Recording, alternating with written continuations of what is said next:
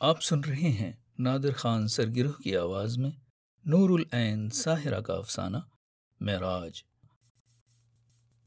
کرنوں سے بنے رتھ پر سوار اولا نے اپنے سبز حریری لباس کا آنچل ہوا میں لہرایا تو اس سے نکلنے والی تیز شعاؤں سے پوری کائنات جگمگانے لگی۔ زمین کے کچھ خطے بھی ان طلسماتی سبز روشنیوں میں نہا کر جھلملا سے گئے۔ وہاں موجود لوگ خوشی سے چلائے، ناردرن لائٹس، ناردرن لائٹس۔ یہ سن کر وہ بے اختیار ہنسی تو جل ترنگ بج اٹھے اور دمکتے گالوں سے سرخی مائل سنہری روشنیاں پھوٹ کر ماحول کو خیرہ کرنے لگیں۔ فضاؤں میں دور کہیں نفیس راگوں کے سر کچھ اور بھی دھیمے ہوئے کہ سامعین تابِ سماعت نہ لا سکتے تھے۔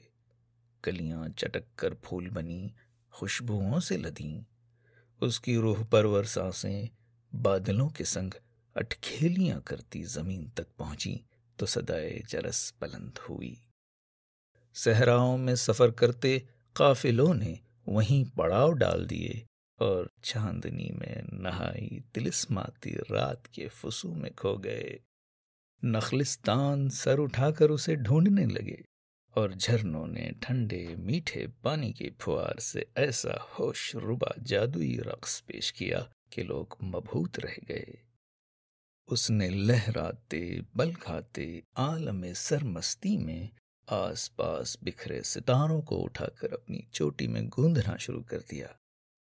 اپنا اختیار آزمانے کے لیے اس نے مقررہ وقت سے کچھ پہلے چاند کو اٹھا کر سورج کی جگہ رکھ دیا تو اس سے متاثر ہونے والے زمین ذات حیرت کے عالم میں آسمان تکتے اپنے گھروں کو سدھارے۔ اچانک اسے دور کہیں ایک مفلوک الحال شخص چھپتا چھپاتا اپنی طرف آتا دکھائی دیا، جیسے صدیوں کی مسافت پیادہ پا طے کر کے آ رہا ہو۔ تم؟ ایک دوسرے کو قریب سے دیکھا تو حیرت سے آنکھیں پھٹنے لگیں۔ دونوں کے درمیان جدائی کا لمحہ قطبین کی دوری بن کر پھیلا ہوا تھا۔ ہاں، اس نے مسافتوں کی تھکن اتار کر ایک طرف رکھی اور خفت سے ماتھے پر آیا پسینہ پونچھتے ہوئے حیرت سے بولا، صدیوں سے تمہاری تلاش میں بھٹک رہا تھا کہ مجھے اپنی منزل تک پہنچنے کے لیے تم سے 2 سوالوں کے جواب درکار ہیں۔ پہلا یہ کہ تمہیں یہ مقام کیوں کر ملا، اور دوسرا یہ کہ میں اپنے مقررہ وقت سے پہلے کیسے مر گیا، جس کے بارے میں تم نے مجھے خبردار بھی کیا تھا۔ یہ سوال سن کر اس نے بے چینی سے پہلو بدلا تو اس کے ماتھے پر لگے جھومر کی روشنی بجلی بن کر چمکی اور آسمان کی وسعتوں میں پھیل گئی۔ سامنے کھڑے شخص کی آنکھیں چندھیاں گئیں، وہ گھبرا کر پیچھے ہٹا۔ کیا تم واقعی جاننا چاہتے ہو؟ وہ اس کی طرف ذرا جھکی۔ ہاں۔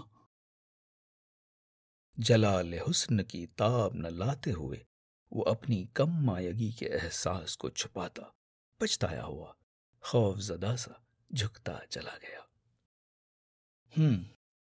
وہ کچھ سوچتے ہوئے اپنے رتھ سے باہر نکلی اور قوس قزح سے بنی سیڑھیوں سے اترتے ہوئے اس کے قریب چلی آئی۔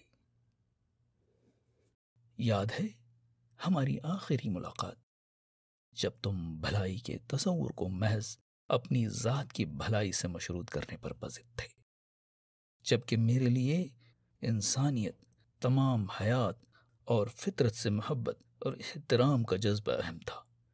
تم بہت بے دردی سے سارے ناطے توڑ گئے، اپنی ہی انا اور میں کو مقدم جانا اور اپنے ایک غلط فیصلے سے بہت سے معصوم لوگوں کو مار ڈالا۔